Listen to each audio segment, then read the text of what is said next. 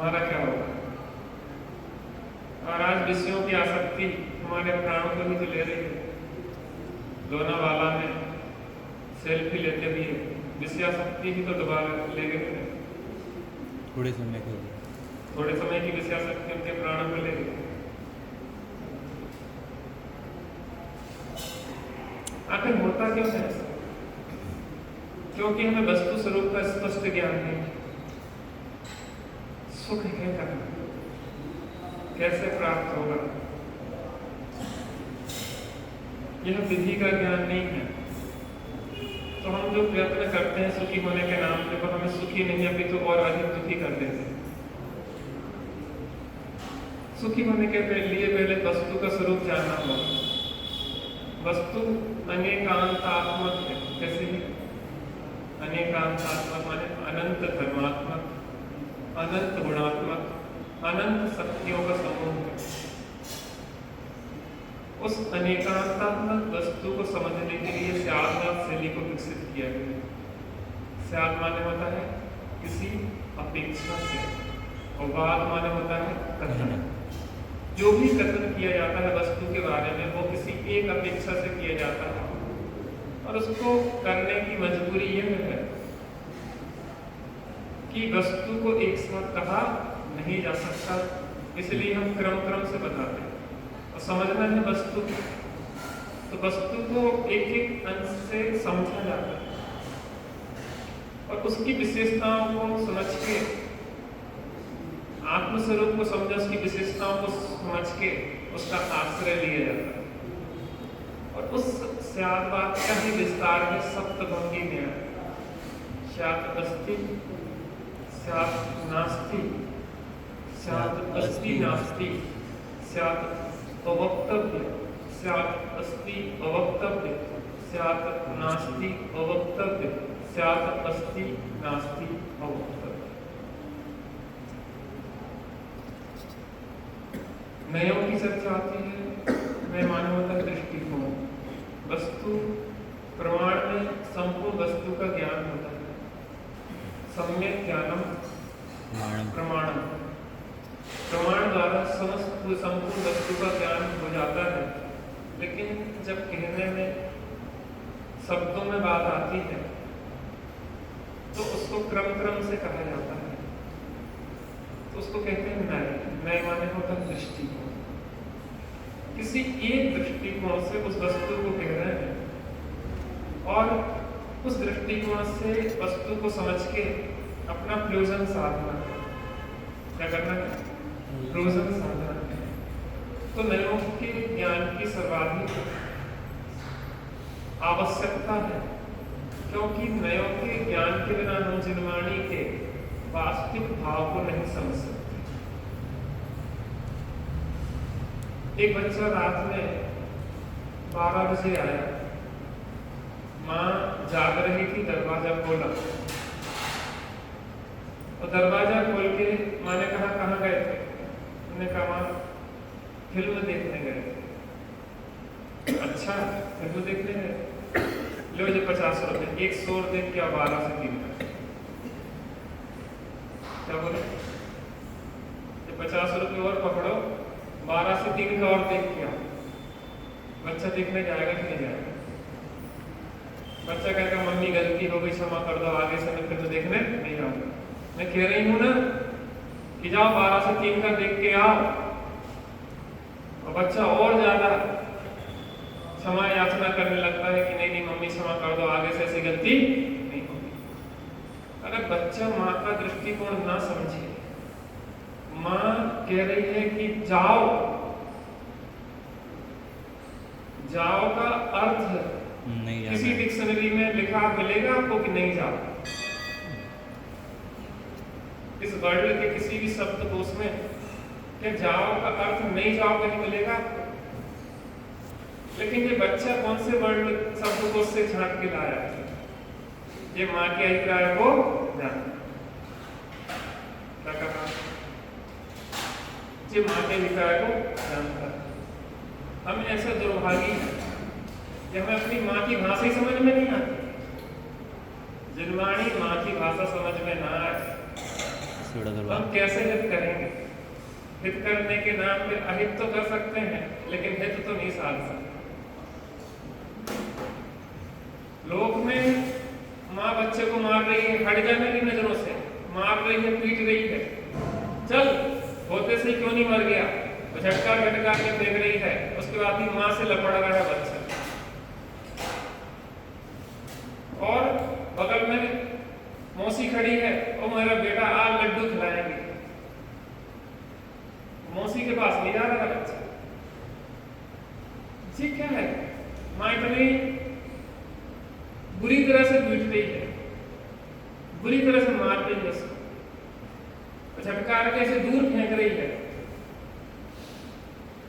जा मर जा।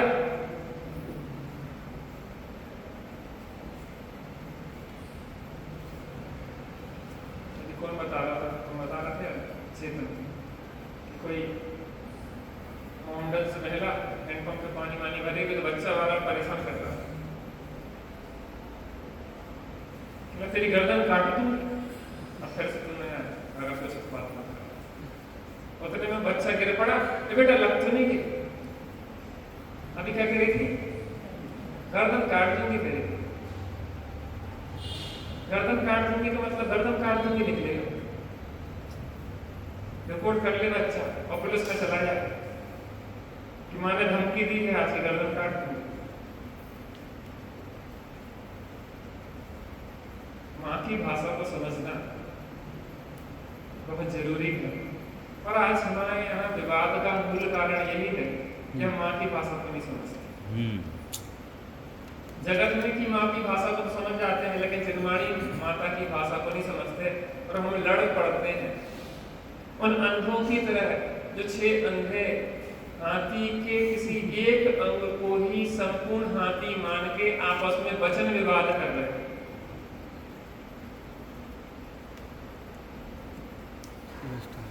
ये विवाद कैसे समाप्त हो, इसके लिए अपन को समझना है नयों को। यहाँ पे अपनी व्यवहार न्याय की चर्चा चल रही है। किसकी चर्चा चल रही है? व्यवहार न्याय। व्यवहार न्याय के 2 भेद हैं, असद्भुत व्यवहार न्याय और सद्भुत व्यवहार न्याय। कौन कौन से?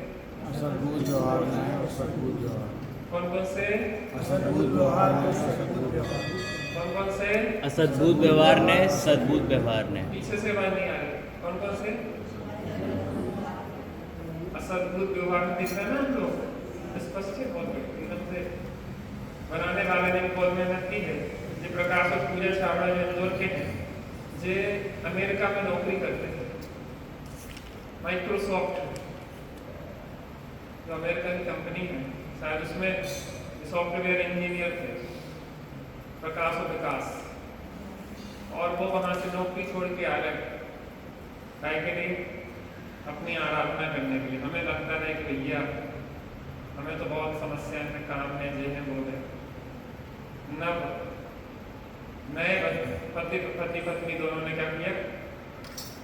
अपनी नौकरी वगैरह छोड़ी और आत्मा की आराधना और प्रभावना में अपने जीवन को समर्पित किया। आज इंदौर में बहुत सारी एक्टिविटीज दूर चलाते हैं, क्योंकि बुद्धि है तो वो हर चीज में लगाते हैं। गोमटसार, जीव कांड, कर्म कांड के शिविर लगाते हैं।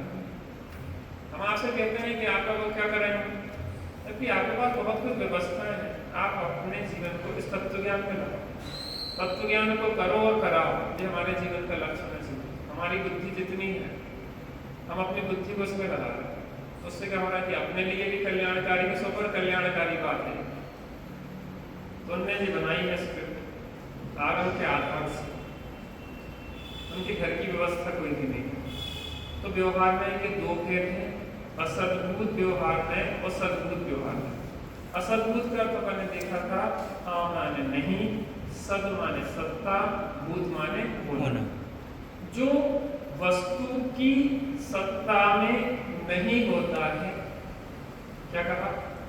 जो वस्तु की सत्ता में नहीं होता है, और व्यवहार माने उसको भेद करके बताया जा रहा है। नए माने किसी एक दृष्टिकोण से यह बात कही जा रही है। किससे कही जा रही है ये बात? किसी एक दृष्टिकोण। जो वस्तु है अनंत धर्मात्मक, अनंत गुणात्मक, उस अनंत धर्मात्मक अनंत गुणात्मक वस्तु में से किसी एक धर्म या एक गुण की मुक्तता से ही कथन किया जा रहा है, पूरी वस्तु का कथन नहीं किया जा रहा। और नए मान्य होता है दृष्टिकोण, ठीक है ना। असद्भुत व्यवहार है। अब इसके सद्भुत और असद्भुत के दो भेद हैं। कितने भेद हैं? दो भेद। सद्भुत के और असद्भुत के दो भेद हैं, उपचरित और अनुपचरित। तो ऐसे बनेंगे, उपचरित असद्भुत व्यवहार है, उपचरित असद्भुत व्यवहार है, अनुपचरित असद्भुत व्यवहार है। ऐसे ही उपचरित सद्भुत व्यवहार है और अनुपचरित सद्भुत व्यवहार है। क्लियर है? कोई बता सकता है चार भेद? हाँ बोलिए। उपचरित असद्भुत व्यवहार ने। हाँ, एक मिनट, दूसरा बोलो। अनुपचरित असद्भुत व्यवहार ने। तीसरा बोलो। हाँ, चौथा बोलो। वेरी गुड, इतने हमारी मेहनत थोड़ी काम कर दे। चारों एक साथ किस किस को याद होगा? हाथ खड़ा करो। पीछे से लिखे हैं ना? लिखे भी नहीं बता पाओ। हाँ, बोलो पीछे से बोलो, आप ऐसे बोलो। वहीं बैठे बैठे बोलो। आओ, सद्भुत व्यवहार, बहुत अच्छा। इसके बाद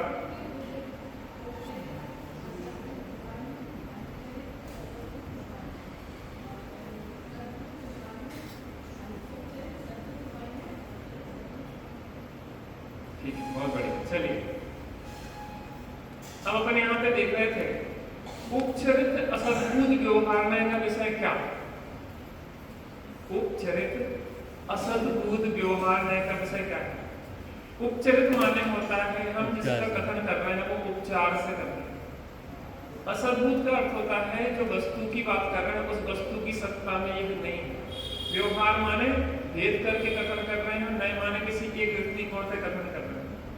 ये मेरी स्त्री है, ये मेरा पुत्र है, ये मेरा मकान है, ये मेरा धन है, ये मेरी गाड़ी है। जो कथन कैसा है? उपचरित असद्भुत व्यवहार में था, क्योंकि यह कथन जो है उपचार का है, आत्मा की सत्ता में नहीं है, भेद करके बता रहे हैं, किसी एक दृष्टिकोण से है, ये संपूर्ण वस्तु के बारे में भी नहीं कह रहे। अनुपचरित असद्भुत व्यवहार में से कहते हैं ये शरीर मेरा है, क्या कहते हैं? ये शरीर मेरा है, लेकिन वास्तव में शरीर भी वैसा उपचार तो नहीं है स्त्री पुत्र कुटुंब जैसा, लेकिन फिर भी है तो अपने से भिन्न ही। भले एक क्षेत्रार्थ हो संबंध, लेकिन है तो फिर भी भिन्न ही। तो अनुपचित असद्भुत व्यवहार में ये मेरा शरीर है। तो पुत्र से जो दूरी थी उतनी दूरी इससे नहीं है, यद्यपि है दोनों संबंधी, वो दूर का था संबंधी, जो नजदीक का संबंधी है। एक आपके जीजा जी और दूसरे जीजा जी के जीजा जी। ऐसे ही जो शरीर अपने जीजा जी की तरह है और स्त्री पुत्र कुटुंब जीजा जी के जीजा जी के, इसलिए एक को कहते हैं उपचरित और एक के कहते हैं अनुपचरित। जीजा जी से संबंध अनुपचरित है और जीजा जी के जीजा जी से संबंध उपचरित। इतना क्लियर हो गया? स्त्री पुत्र कुटुंब से संबंध उपचरित है और शरीर से संबंधित अनुपचरित है, यद्यपि आत्मा की सत्ता से दोनों ही नहीं। ठीक है ना? अब उपचरित सद्भुत व्यवहार में, सद्भुत व्यवहार में कहते हैं जो आत्मा की सत्ता में पाया जाता है उसे कहते हैं सद्भुत, है ना? तो उपचरित माने उपचार का कथन है, सद्भुत माने आत्मा की सत्ता में पाया जाता है, व्यवहार माने भेद से कथन किया जा रहा है, नहीं अर्थात किसी एक दृष्टिकोण से वस्तु के बारे में कहा जा रहा है। अब इसमें क्या कहते हैं? राग वाला आत्मा, आत्मा कैसा है? राग वाला है। राग वाला आत्मा है तो राग और आत्मा का क्षेत्र भिन्न नहीं है। बिचन जी कांसली वाले तो यह कहा कि आत्मा की खोज करना है तो राग से भी कर सकते, क्योंकि जिन आत्मा के प्रदेश में ज्ञान है उन्हीं आत्मा के प्रदेशों में राग है। उस राग को भी पकड़ के पहुंच जाओ तो आत्मा ही में पहुंचोगे। यद्यपि राग भी चारित्र मोह का ही तो परिणाम है ना। अज्ञान परिणाम भी अज्ञान भी ज्ञान गुण का ही तो परिणाम है। अश्रद्धा भी श्रद्धा गुण का ही परिणाम है। समझे ना?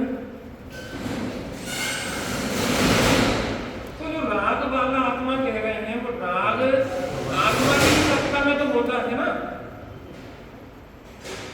राग जो होता है वो आत्मा की ही सत्ता में तो होता है। राग कहीं टेबल कुर्सी मकान को तो होता नहीं है ना। तो राग वाला आत्मा कहना कौन सा कथन है? उपचरित सद्भूत व्यवहार है। उपचरित सद्भूत व्यवहार है। इसमें छायाक्षणिक भाव आते हैं। छायाक्षणिक भाव का मतलब होता है कि जो भी अल्प विकसित अवस्थाएं हैं ज्ञान दर्शन आदि की, जो पूर्ण विकास को प्राप्त नहीं हुई उसको भी इसमें ले लेते हैं। 5 ज्ञान होते हैं, मति ज्ञान, श्रुति ज्ञान, अवधि ज्ञान, मनोपरि ज्ञान, केवल ज्ञान।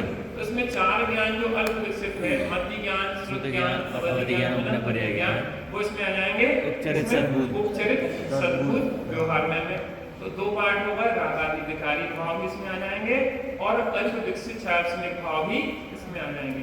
अब अनुपचरित सद्भूत व्यवहार में अनुपचरित का मतलब हुआ आ माने नहीं, उपचरित माने उपचार का कथन है।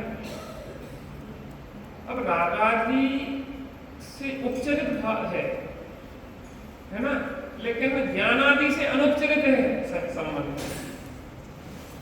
राग से जैसा संबंध है वैसा क्या ज्ञान से संबंध है? अलग अलग।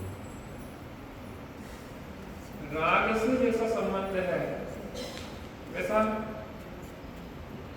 ज्ञानमयी है और राग आदि विकारी भाव। वैसा नहीं चलेगा। क्या कह रहे?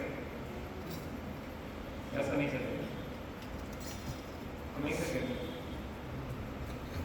टाइम से आई 3 टाइम भोजन करते थे आप, 1 टाइम कर रहा है, उसमें भी आधा पेट कर रहा है, तो कैसे जियो? हमने इनसे कहा था भैया हम 3 टाइम भोजन कराते हैं और तुम हमारा 1 टाइम करते हो और 1 टाइम में भी आधा करते हो, तो कैसे काम चलेगा? अगर स्वस्थ रहना है तो 3 ही टाइम करो और 3 टाइम में तो कम से कम 2 टाइम, और 1 टाइम नहीं कर रहा तो भरपेट करो। समस्याएं वास्तव में है नहीं है, बनाई है। समझ में आया? कौन कहता तुमसे कि शादी करो? पहले समस्याएं लोग करके बीवी परेशान करती। हमारी तो करी कराई शादी कैंसिल कर दी किसी के चक्कर में, कि कुछ परेशान करो। पैदा हुई तो उस दिन हो गई थी हमारी तो शादी पक्की, लेकिन हमने इसलिए नहीं भैया यार बहुत समस्या तुम लोगों की देख रहे, परेशानी करके आग बोल लो, आप खुद गले पड़ी उसको निभा रहा। अभी भी समय नहीं, पहले से इसलिए चेतावनी है। क्या कहा? भाई बुद्धि अच्छी है, थोड़ा उपयोग लगा, है ना? बुरा तो लगता है, बुरा लग भी जाना चाहिए, तो कम से कम माल में तो है। मैं चिंता कब तक करते हैं कि बुरी तो नहीं लगी। हम तो चाहते बुरी लगे थोड़ी सी, तभी तो परिवर्तन आएगा। बुरी नहीं लगती इसलिए तो परिवर्तन आता नहीं। हम उसी ढर्रे में चलते रहे, कोई ढर्रा जिंदगी अनादि काल से एक ढर्रा में मिथ्या तो बुरा लगे, जब कसायन बुरी लगे तो ढर्रा थोड़ा सा परिवर्तित हो। ठीक है? हाँ। तो अनुपचरित सद्भूत व्यवहार में अनुपचरित माने होता है जैसा राग से संबंध है वैसा ज्ञान का संबंध नहीं है। ज्ञान आत्मा का स्वभाव है, ज्ञान आत्मा का गुण है। केवल ज्ञान शुद्ध पर्याय है। इसमें क्या लेंगे? पूर्ण विकसित शुद्ध पर्याय है। केवल ज्ञान वाला आत्मा, केवल दर्शन वाला आत्मा, ज्ञान वाला आत्मा, दर्शन वाला आत्मा, सुख वाला आत्मा, वीर वाला। इसको व्यवहार ने में इसलिए लिया कि भेद का कथन है। भेद करके कर, इसी को भेद कर देंगे तो निश्चय में पहुंच जाएगा। भेद सो व्यवहार और अभेद सो केवल ज्ञानी है, केवल सब जानते राग आत्मा की परिणति में होता है, लेकिन राग आत्मा का नहीं है। राग आत्मा की परिणति में होता है, लेकिन राग आत्मा का नहीं है। किस आप आपके घर में चोर घुसे और चोर ने आपके बच्चे को किडनैप करके वो ले गए। पुलिस ने खोज की और दोनों को पकड़ लिया। किसको? चोर को और आपके बच्चे को। वहां से सूचना आई कि आपका चोर पकड़ा गया है और आपका बच्चा पकड़ा गया। कौन पकड़ा गया? आपका चोर पकड़ा गया है और आपका बच्चा पकड़ा गया है। तो जैसे बच्चे को आप अपने घर में रखेंगे वैसे चोर को भी रखेंगे, क्योंकि चोर तो आपका है।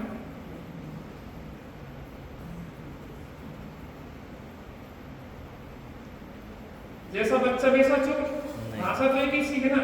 आपका चोर पकड़ा गया और आपका बच्चा पकड़ा गया। तो बच्चे को आप घर पे लाओगे तो चोर को भी घर पे लाओगे साथ में। तो भाषा तो एक सी है लेकिन संबंध अलग अलग है। आपका चोर इसलिए कहा जा रहा है कि कुछ क्षण के लिए आपके आंगन में वो ठहरा था। कुछ क्षण के लिए वो आपके आंगन में आके रुका था। तो आपके आंगन में चैतन्य सदन में कांटों सी पैदा हो जाती चैतन्य सदन के आंगन में। खरपतवार भी खेत की ही है, लेकिन खरपतवार खेत को नष्ट करती है, ग्रहण करने योग्य नहीं है, हानिकारक है। खरपतवार को हटाया जाता है। ऐसी राग बिना उगाए ही होने वाली खरपतवार है। धातु का संबंध पुत्र के संबंध जैसा नहीं है। राग का संबंध यदि आत्मा में उत्पन्न होता है तो भी राग का संबंध ज्ञान जैसा नहीं है। ठीक है ना? अब अपन आगे बढ़ते हैं। नए ज्ञान की उपयोगिता। लोग कह रहे हैं कि आपने पंडित जी बहुत माथा पच्ची करवा दी। उपचरित असद्भुत व्यवहार में, अनुपचरित असद्भुत व्यवहार में, उपचरित सद्भुत व्यवहार में, अनुपचरित सद्भुत व्यवहार में सीख के हमारा माथा पक गया है। इसकी उपयोगिता क्या है? इसकी बताओ तो सही, इसकी उपयोगिता क्या है? हमारी जिंदगी अच्छी खासी चल रही थी, जबरदस्ती को एक झमोले घंटा हो लेना, भैया जी आ गए जिंदगी जैसे परेशान करता है। ना दिन चैन रहने दे रहा है, ना रात को चैन से रहने दे रहा। जब देखो तब परेशान परेशान परेशान। क्या समस्या? हम इतने शांति से जी रहे थे, हमारी अच्छी चलती हुई जिंदगी को तुमने पूरा खराब करके रख दिया। इतनी शांति चलती हुई जिंदगी को सब डिस्टर्ब कर दिया है आपने। जबरदस्ती के कहां कहां की चीजें बढ़ा रहे हैं, खराब कर रहे हैं। खराब जिंदगी को सुधरने का प्रयास कर रहे हैं। जिंदगी तो वैसे ही खराब हो रही थी विषयों में। नए ज्ञान की उपयोगिता। दो दृष्टियों से नए ज्ञान की उपयोगिता देखिए ना, देखिए दो दृष्टियों से नए ज्ञान की उपयोगिता है। प्रथम दृष्टि है भेद विज्ञान। कौन सी दृष्टि है? भेद विज्ञान। बड़ा मजा आएगा आपको। अब आपको जब उपयोगिता समझ में आती है, बच्चे को जब पढ़ाई के लिए पिताजी डांटते हैं, टोकते हैं, मारते हैं, तब तो बुरा लगता है। तो जब कलेक्टर बन जाता है, कलेक्टर क्या हो, जब वो भगवान बन जाता है,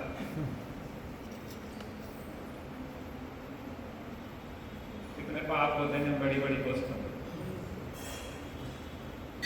राजेश्वरी से नरकेश्वरी, और हम प्रसन्न होते हैं कि हमारा लड़का कलेक्टर बन गया, हमारा लड़का डॉक्टर बन गया।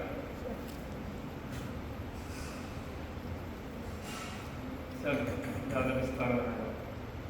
दो दृष्टि है, पहली भेद विज्ञान की, दूसरी सदाचार। काय की दृष्टि है?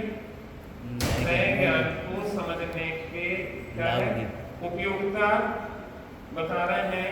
और तो दो दृष्टि से उनकी उपयोगिता है। पहली भेद विज्ञान की दृष्टि से उपयोगिता है, दूसरी सदाचार की दृष्टि से। प्रथम भेद विज्ञान की दृष्टि से क्या उपयोगिता है इसको बता रहे हैं।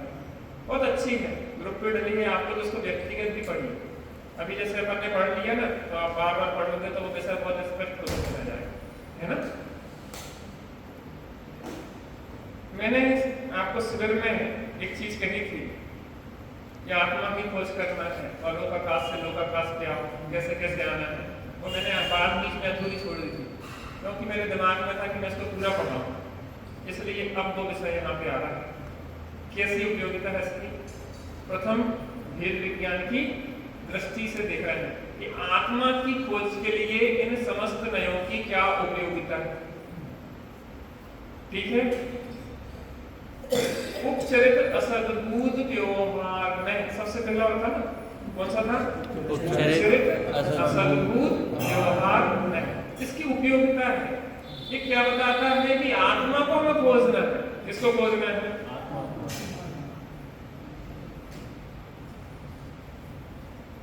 आत्मा को हमें अगर खोजना है तो कहाँ मिलेगा वो? लोकाकाश।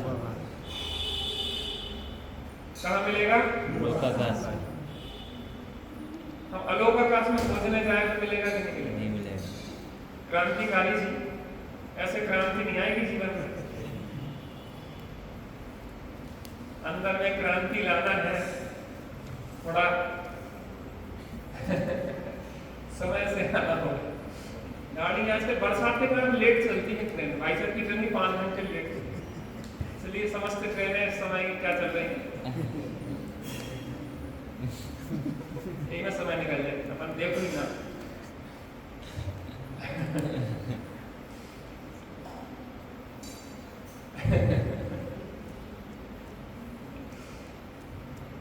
किसकी चर्चा चल रही है? किस नए की उपयोगिता? उपचरित असद्भुत व्यवहार ने। आत्मा को खोजने निकले हम, क्योंकि हमें आत्मस्थ है। हम आत्मा है, बहुत सुनते हैं आत्मा आत्मा आत्मा, लेकिन आत्मा को खोजे कैसे? कैसे? नाम रख लिए चेतन, लेकिन चेतन को अपने निकेतन का पता ही नहीं, इसलिए जीवन में सब कुछ हो ही नहीं रहा, असुभ ही असुभ चल रहा।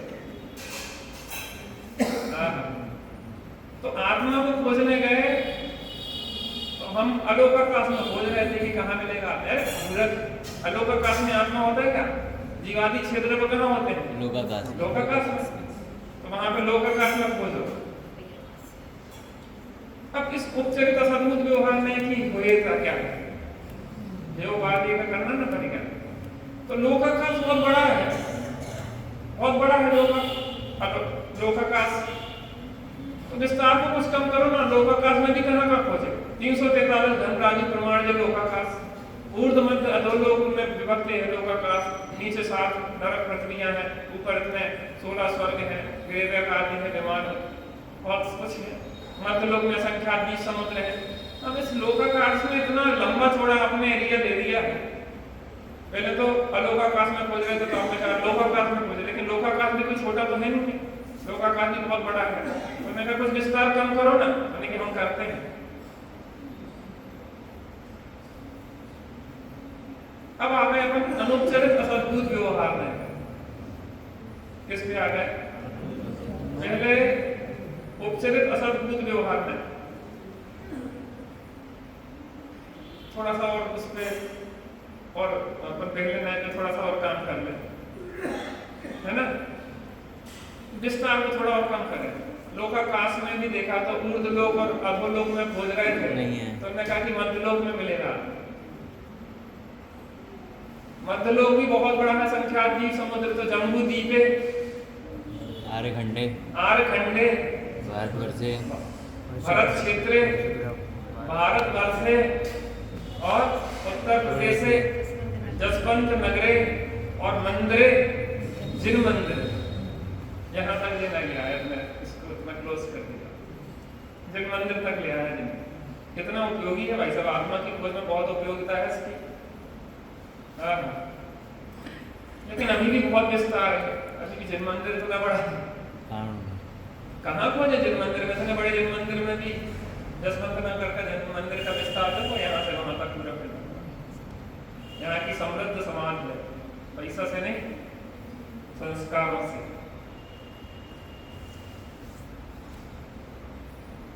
ऐसे ही समृद्ध बनी रहे, ऐसा ही प्रेम बना रहे आपके, क्योंकि टूटना आसान है, जोड़ना बहुत कठिन है। आज का गिलास तोड़ने के लिए उसको छोड़ना ही तो, लेकिन एक बार जब टुकड़े हो जाते हैं तो जोड़ना तो ठीक है, बटोरना भी कठिन हो जाता है। हमें एक एक व्यक्ति की कीमत समझना होती है। हमारा प्राण, देखो हमें सबके प्रति बहुत आत्मीयता होती है। हम बाहर की क्रियाओं को नहीं पकड़ते, किसी भी बाहर के बौद्धिक भावों को नहीं पकड़ते, हमें तो उस आत्मा को देखते। थोड़ी पारमार्थिक दृष्टि से जब मैं देखता हूँ तो यहाँ जो भगवान बैठे ना, यहाँ के भगवान तो है पत्थर के, लेकिन उनमें जीवत्व की स्थापना की है पत्थर की, निश्चय से पत्थर के, व्यवहार से भगवान है। तो जी भगवान जो बैठे हैं जो निश्चय से चैतन्य है और मनुष्यत्व की स्थापना है।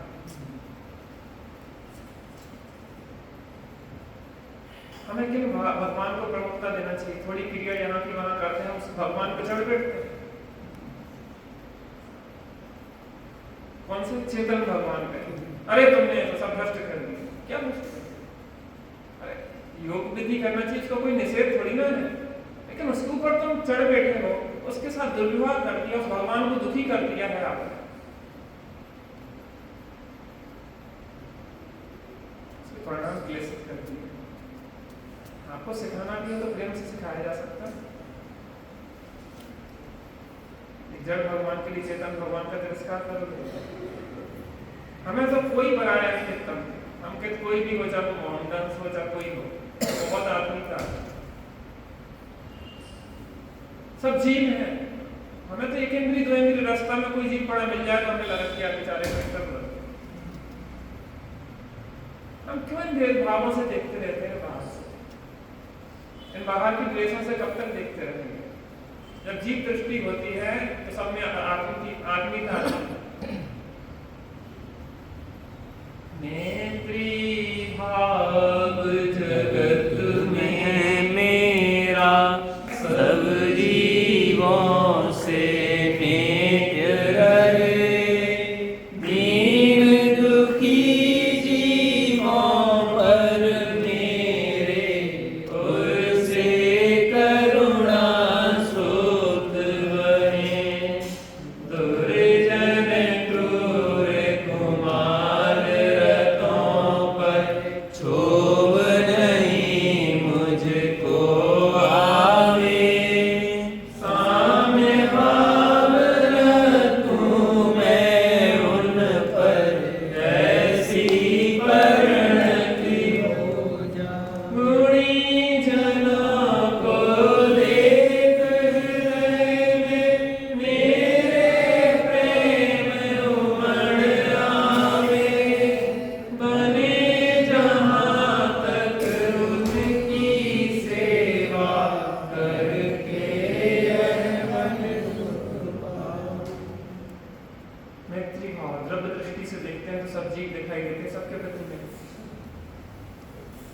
सभी जीवों से हमारी मैत्री है। मैत्री है सब भूयसु। किससे है? खमामि सब जीवाणाम सब्बे जीवा खमन्तु मे। मैत्री है सब भूयसु बेरम मध्यमणम कीर्ति। मैत्री है सब भूयसु। खमामि सब जीवाणाम, सब जीवों को मैं क्षमा करता हूं और सब जीव मुझे क्षमा करें। मैत्री है सब भूयसु, सर्व जीवों से मेरी मैत्री है। बेरम मध्यमणा कीर्ति, मेरा किसी के साथ कोई बैर नहीं। वो बैर बांधे रहे तो बांधे रहे, मेरा तो बैर किसी से नहीं है, मेरी तरफ से तो कोई बैर नहीं। द्रव्य दृष्टि से सबको जीव देखो। मैत्रीता, क्योंकि समान लोगों में मित्रता होती है। जब जीव दृष्टि उत्पन्न होगी तो मैत्री आएगी। और पर्याय दृष्टि से देखना है तो दीन दुखी है तो उनके प्रति करुणा करो। दुर्जन क्रूर कुमार की है तो उनके प्रति माध्यस्थता। द्वेष, द्वेष का मार्ग नहीं है, द्वेष का मार्ग नहीं है अपने। हम किसी से द्वेष नहीं करें। माध्यस्थ, माध्यस्थ व्यक्ति, माध्यस्थ भाव विपरीत वृत्त, विपरीत वृत्तों से माध्यस्थ भाव और गुणीजनों के प्रति हर्ष प्रमोद आ जाए। अरे खूब आराधना है। देखो साधना के मार्ग में व्यक्ति बढ़ता है। जैसे एक बच्चा है, बढ़ता है, लड़का आता है, फिर संभलता है, फिर आगे बढ़ता है। ऐसे ही हम साधना के मार्ग में चलते हैं। हमारी साधना के मार्ग में कई बार हम विचलित भी होंगे उदय कर्म के, लेकिन एक साधक निरंतर उसको सुधार करता है और आगे बढ़ता है। आज शायद मैं जब आ रहा था तो भैया ने बताया विराट सागर जी के बारे में। सही है कि कि उनकी समाधि हो गई है। ऐसे एक आश्चर्य हुआ कि उनकी इतनी कम उम्र 50 के लगभग उम्र था। आज जो सोचो कि आज एक अकाल सा बढ़ता जा रहा है। ज्ञानी जनों का हमारे सिर माथे जो आशीष था, हम इतने अभागे होते जा रहे हैं। आप सोचो विद्यासागर जी की अभी समाधि हुई, अभी विराट सागर जी की तो उम्र बहुत कम थी। हुकमचंद जी भारत भी है, संजीव जी बोधा थोड़ी 47 उम्र में चले गए। 47 बड़े पंडित साहब, माने एक तरह से अकाल सब होता जा रहा है चारों, और हम बिल्कुल ऐसे बैठे हैं मेरे भी कल जैसे कुछ हो गई। हम अमर हो के आए हैं, बाकी सब जा रहे हैं। काम हो बंधन की कथा तो सबको सहज सुलभ। एकत्र विभक्त आत्मा की बात नहीं सुनी तो क्या होगा हमारा? अरे इस नश्वर जीवन में शाश्वत की खोज करना ही सार्थक था। जो साधक किए हैं उन्होंने अपने आत्मा की आराधना की है, वही तो सार्थकता है। बाकी जो मेरी तो पता था कि एक दिन तो शरीर छूटेगा, लेकिन शरीर छूटने के पहले शरीर का एकत्व छूट जाए, ममत्व छूट जाए, कर्तव्य छूट जाए, भोक्तत्व छूट जाए, तो शरीर छूटने का कोई कष्ट नहीं होता। और हम उसी की साधना में लगे। जीवन भैया, हम आप लोगों से तो कहते हैं, हम बहुत आत्मीयता से कहते नहीं, तो हमें एक एक को टोकने की जरूरत क्या है? हमारा कोई अधिकार थोड़ी ना है। हम आपसे कह रहे थे कि भैया बैठो सुनो, हमें अपनी नहीं सुनाना, हम चाहते हैं आप जिनवाणी से सुने। जिनवाणी सुनने से समस्त समस्याओं के समाधान होते हैं। आपस का वेर विरोध कलस्ता ये सब विलय को प्राप्त होती है। आपका पारिवारिक जीवन, आपका हर चीज संतुलित होने लग जाती है। इसलिए जनवाणी ही इस पंचम काल में, अब जो सोचो कि अपन जिन ज्ञानियों के सानिध्य को चाहते थे, आज वो अपने बीच में से चले गए। आज अगर वास्तव में कोई नित्य बोधनी सदाकाल है, हमारे पास तो जनवाणी है, नित्य बोधनी 24 घंटे आपके पास है। आप ही रात को भी परेशान से जनवाणी खोल के समाधान तत्काल ले लो। इसलिए भैया बहुत दुर्लभता से जनवाणी मिली है, इसको बहुत अपने को समझना होगा हमारे को, तब जीवन में बहुत शांति आएगी। तो आत्मा की खोज में थे, तो आत्मा की खोज के विस्तार को घटाने के लिए क्या किया गया? उपचरित असद्भुत व्यवहार में इनका सहारा लिया और जिन मंदिर तक अपन आए, इससे आगे गए। अब अनुपचरित असद्भुत व्यवहार है। अनुपचरित असद्भुत व्यवहार में थोड़ा और समय लगा। जिन मंदिर बहुत बड़ा है, जिन मंदिर इतने बड़े, जिन मंदिर में हम कहाँ पहुंचेंगे? तो हमने बताया कि यह हमें बताता है कि आत्मा शरीर में है। किसमें है? जिस आत्मा की तुम खोज कर रहे हो तुम सुखी होने के लिए, वह आत्मा किसमें मिलेगा? शरीर में। तन मंदिर में देव हैं, जन मंदिर भोजन, और हंसी आत यह देख के प्रभु भिक्षार्थ बनन। लेकिन ख्याल रखना, जिन मंदिर में आए बिना तन मंदिर के देव नहीं मिलते। अपन भी तो जिन मंदिर में आए ना पहले, आत्मा की खोज में जिन मंदिर तक आए कि नहीं आए? अरे जिन मंदिर में तभी तो तन मंदिर में देखे जो पता पड़ा। तो तुम लोग तन मंदिर में, तो जिन मंदिर में क्या आना? अरे जो जिन मंदिर में नहीं आना उसको तन मंदिर का देव कैसे मिलेगा? क्योंकि जिन मंदिर में आके ही जिनेंद्र परमात्मा बताते हैं कि तुम्हारा परमात्मा तुम में है। अरे जिनेंद्र परमात्मा के सम्मुख नहीं आए, जो उनकी भक्ति पूजा उपासना नहीं करे, तो कौन बताएगा तुम्हें कि इस तन मंदिर में देव है?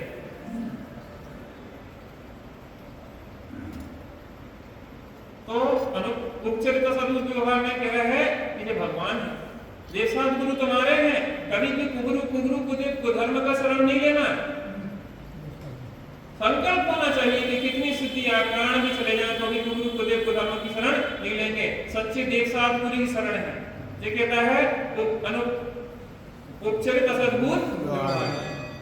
और लेकिन भगवान के पास आए, उनके चरणों में थे, तो भगवान ने कहा देख मेरे आश्रय से भी सुख नहीं होगा। इस शरीर के अंदर जो देह रूपी देवालय में परमात्मा है ना, उसका आश्रय लेना होगा। तीर्थों मंदिरों में नहीं खोजना है। देह देवालय मंदिर है, देह देवालय। यहाँ चैतन्य देव विराजमान है, चैतन्य देव विराजमान इस देवज्ञान में खोजो। हम कहते ना कि बैठो भैया थोड़ी देर अंदर देखने का अभ्यास कर।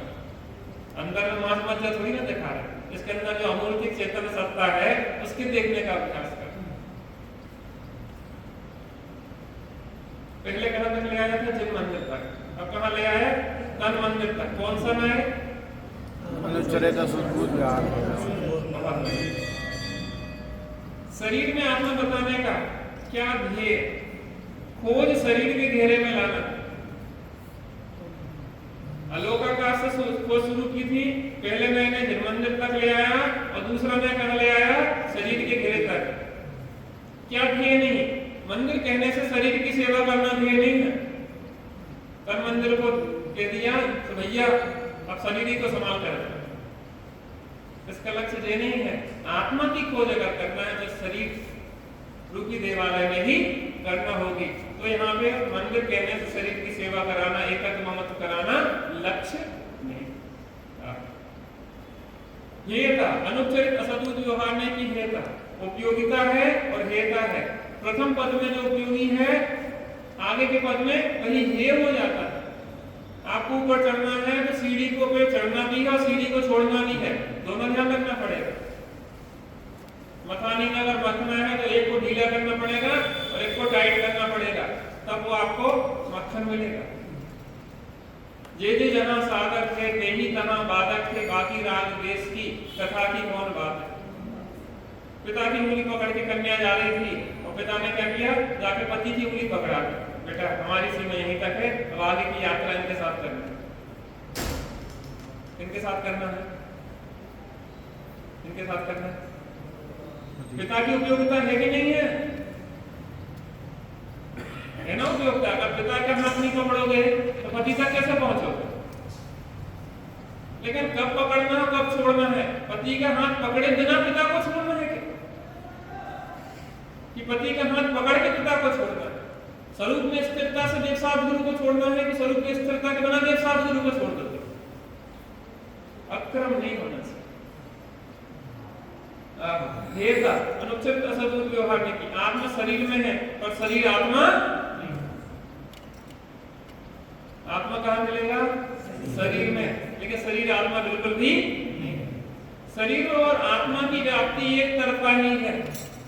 व्याप्ति, व्याप्ति का मतलब क्या होगा? फैलाव, फैलाव। देखो फैलाव देखते हैं। जहां शरीर हो क्या वहां आत्मा होगी ही? नहीं, पहला पॉइंट ध्यान से देखिए। आप लोग पीछे से क्यों बैठे? आ गया जरा जगह खाली पड़ी और क्या हो? हम तो डांट भी लगाते, जैसे कोई बात नहीं करते। हमारा अनुशासन ऐसा रहता है हमारे यहाँ पे कि हमारे अनुशासन से कांपते हैं बच्चे, नाम से कांपने लग जाते, क्योंकि ऐसा नहीं है। लाड़ की जगह लाड़ और अनुशासन की जगह अनुशासन। हम ढील पसंद नहीं करते। जे भी यहाँ भी अगर पढ़ना है तो विद्यार्थी की तरह अनुशासन में बैठ के पढ़ना पड़ेगा। जिन मंदिर का अपना अनुशासन है, उल्टे सीधे कपड़े पहन के जिन मंदिर में आ रहा है अनुशासन नहीं था। एक मुसलमान भी महिला बुर्का ओढ़ के अपने, आप जो सोचो एक अंग भी ना देखे, इसका ध्यान रखते वो लोग। यहाँ पे वो पहने रहेंगे दस्ताने, पैर में मोजा पहने रहेंगे, आंखों में भी इतनी सी आंखें देखती उसको पीछे लगी रहती, जरूरत पड़े तो उसको भी लगा अति पे पहुंच गए। कैसे लोग इस अति पे जा रहे हैं, कुछ लोग उस अति पे जा रहे हैं। और यहाँ पे अपने यहाँ क्या है, कोई वो नियम नहीं है तो आधे आधे दिन से कपड़े पहन के और आ जाए जैसे चाहे, कोई रोक टोक नहीं। यहाँ आपको पता है कितना बड़ा पाप पड़ता है। भगवान को छोड़ के आपकी तरफ देख लिया किसी ने अगर, तो आपको बहुत बड़ा पाप पड़ गया। बहुत सादा सिंपल। कुछ लोग खन्न खन्न खन्न खन्न फाइलें होती ना, बहुत झंझनाती रहती। एक सेठ जी थे, तो स्वाध्याय लेते थे। सो एक महिला बड़ी सज धज के बढ़िया परफ्यूम मार्फ्यूम लगा के और छन छन छन छन करके आती थी, और दूसरी की महिला वो कैसे कहते। तो हमने एक दिन सेठानी से एक सेठानी अच्छी छनक वाली के पायलें पहन के आई, अच्छे सर धज के और उसे खाने सके कि आज बढ़िया दिन तो शादी को जोड़ा कहने की आप चमक बहुत बात सेठानी ने छन छन छन करके जैसे टाइम उन्होंने बता दी थी किस टाइम और पीछे जो कि गेट था वहां से जैसे एंट्री करी तो छन छन की आवाज आई कहना कौन वेश्या चली आ गई वेश्या जैसी कौन भी छन छन करके चली आ गई तो सब हक्के बक्के सही आपकी सेठानी है तो क्या होगी सेठानी में चाहे कोई मंदिर की अपनी मर्यादा है जो पालन नहीं करेगा उसको दंडित होना पड़ेगा सेठानी को दंड मिलेगा आज के बाद आइंदा से ऐसे कपड़े पहन के नहीं आना सेठ समझाना सबको था लेकिन किसको पीछे मोहरा बनाया सेठानी तो रोती रोती चली गई अच्छी हमने से नहीं कही हमसे मैंने क्या नहीं फटका कहता भागवत तो हमारे नए को नहीं समझे आप सोच नयों की कितनी उपयोगिता है आप समझते हैं हम आपको डांटते हैं तो आप नए को नहीं समझते आप कि हम आपसे उतनी आत्मीयता रखते जितना क्लोज होगा उससे उतने ज्यादा क्या पाएंगे लेने का विकल्प होगा दूर वाले व्यक्ति को जैसे हम हमारे में लेते थे तो पंडित साहब को किसी को समझाना तो डांट हम लोगों को पड़ती अरे गलती करेंगे और डांट पड़ने हम पंडित जी हमने कुछ गलती नहीं की तो बेटा क्या है वो नया व्यक्ति है उससे कहेंगे तो वो तो टूट जाएगा अब हम तुम्हें माध्यम बना के डांट दिखाओगे जैसे सास हो ना तो अपनी लड़की को डांटेगी समझाने होगा बहू को तो समझाएगी मोड़ी को ये वो समझाएगी मोड़ी से कहेंगे क्या सीधी सीधी नई बहू आई है और सीधे कह देंगे सुबह बेचारी दुखी हो जाएगी इसलिए मोड़ी को माध्यम बना के उसको कह रहे हैं तू कभी नहीं सोते थे तो 8 बजे सो के उठती है तो ऐसा करती है वैसा करती है कुछ अदावत नए नए की उपयोगिता आपको लोग व्यवहारिक जीवन जीने में भी जरूरत है दृष्टिकोण नहीं समझने से बड़ी समस्या है घर में भी बहुत समस्या दूसरा वेहिकल पॉइंट है ना सदाचार का आगे आगे जल्दी कहानी करते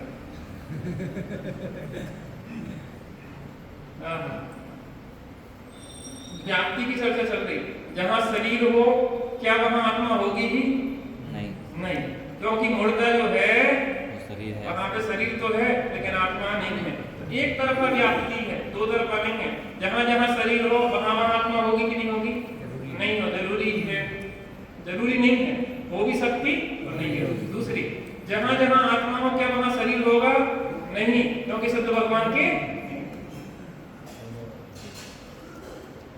दो पॉइंट कौन से हो गए जहाँ जहाँ शरीर हो क्या वहाँ आत्मा होगी नहीं क्यों नहीं होगी क्योंकि मुर्दा शरीर और जहाँ आत्मा हो क्या वहाँ शरीर होगा नहीं क्योंकि सिद्ध भगवान बताता जो सुख दुख का वेदन करे जहाँ राग आदि मिले वह आत्मा राग कहाँ मिले वो आत्मा कहाँ मिलेगा अब नेक्स्ट स्टेप पे आ गए कौन सा है उपचरित सद्भुत व्यवहार है पहला कौन सा था उपचरित असद्भुत व्यवहार है दूसरा कौन सा था अनुपचरित असद्भुत व्यवहार है पहला ले आया था मंदिर तक दूसरा में ले आया शरीर तक अब तीसरा में ले आया राग तक राग वाला आत्मा तो मैं आत्मा की खोज करना थोड़ा और क्लोज करो ना और नजदीक ले आओ ना शरीर भी तो दूर है हम बता रहे ना जहाँ राग होगा ना जहाँ जहाँ जहाँ आत्मा के जहाँ देशों में राग है ना तो राग वाली तो आत्मा है भाई साहब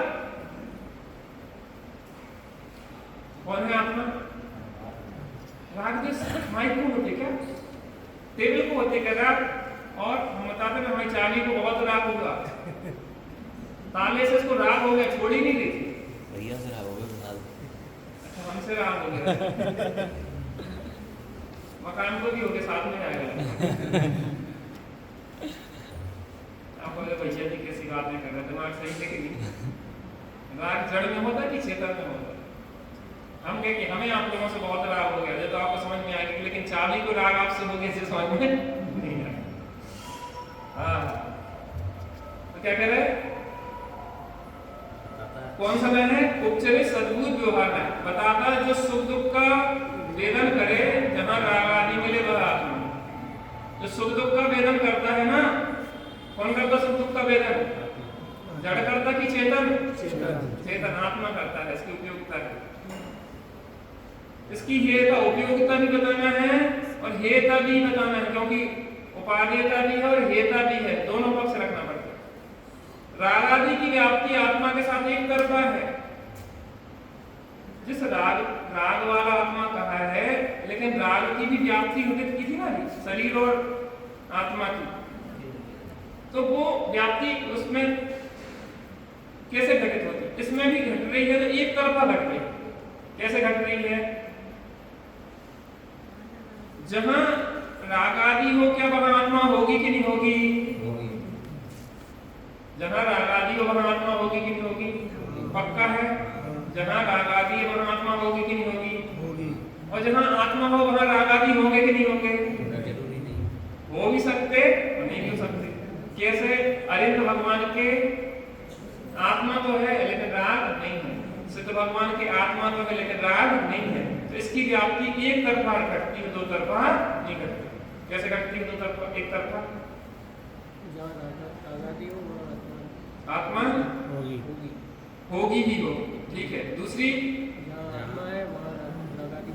हो या ना हो, क्योंकि अनंत सिद्ध में राग आदि नहीं हो।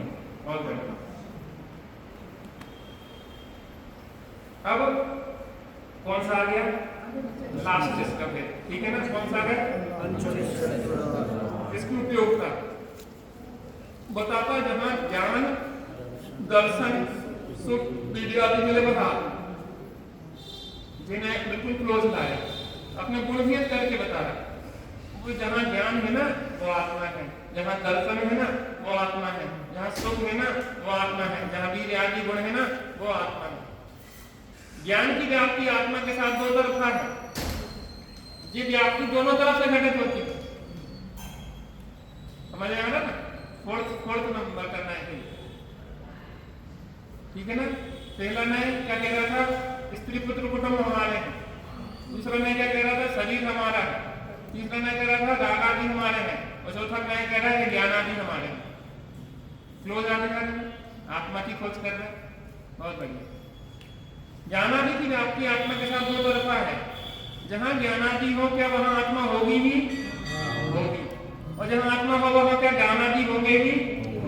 इसकी व्याप्ति अर्थात ज्ञानादि वास्तव में हमारे सच्चे लक्षण है। चेतन को है उपयोग रूप, क्या है?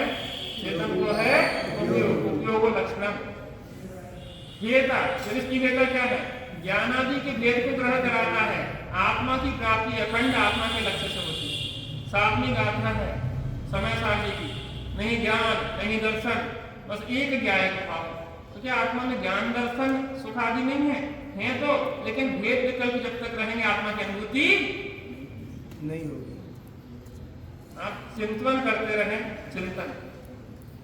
चिंतन ही करते रहो तो चिंतन कैसे हो?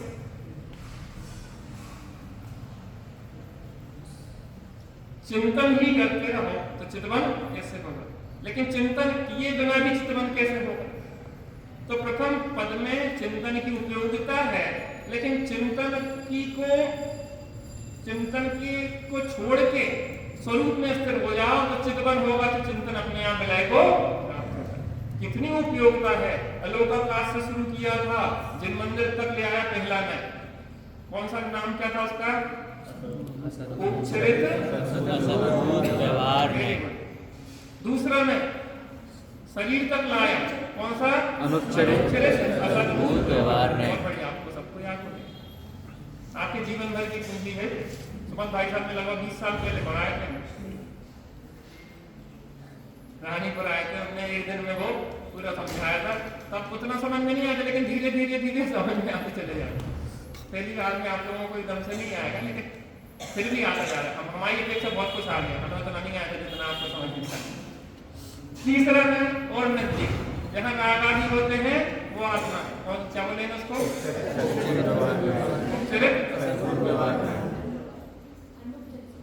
उपचरित सद्भुत व्यवहार में।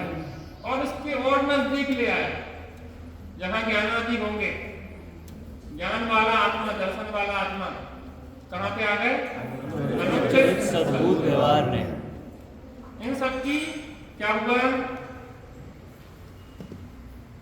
उपयोगिता है, लेकिन ज्ञान दर्शन आदि की भेद ही में विकल्प में उलझे रहेंगे तो आत्मा की अनुभूति नहीं होगी। इस प्रकार से हमने क्या जाना है, इन्हें नए ज्ञान की क्या थी, इसमें तो ये तक पॉइंट दिया एक ऊपर का दाग छोड़ने के लिए हाँ? अभी हेयता बताई हाँ? उसमें मतलब ऊपर का भेद को छोड़ने के लिए हेयता शब्द दिया है। भेद को छोड़ भेद विकल्प, भेद वस्तु में से छूटते थोड़ी ना, वस्तु भेदा भेदात्मक है। ज्ञान दर्शन आदि के भेद छूटेंगे नहीं, लेकिन भेद का विकल्प छूटेगा, अभेद को ग्रहण करके। आत्मा अभेद अखंड ग्रहण होगी तो भेद विकल्प छूटेगा।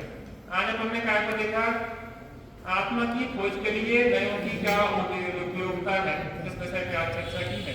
क्रमशः अपन आगे देखेंगे, थोड़ी देर के लिए शांति से उस अभेद अखंड आत्मा को देखने का प्रयत्न करें। आंखें बंद करें।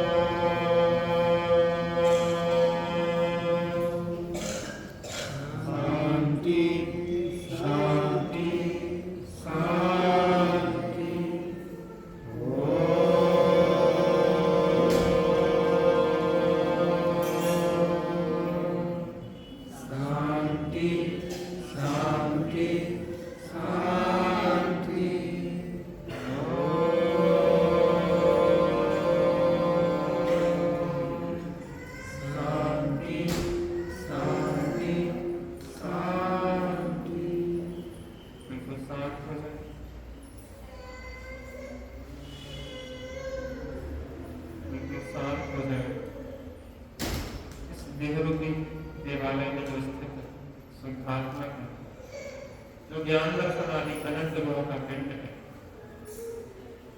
उस एक शुद्धात्मा की अनुभूति का प्रयत्न करें, भेद विकल्पों को भी गौर करें और अभेद अखंड आत्मा की अनुभूति का प्रयत्न करें।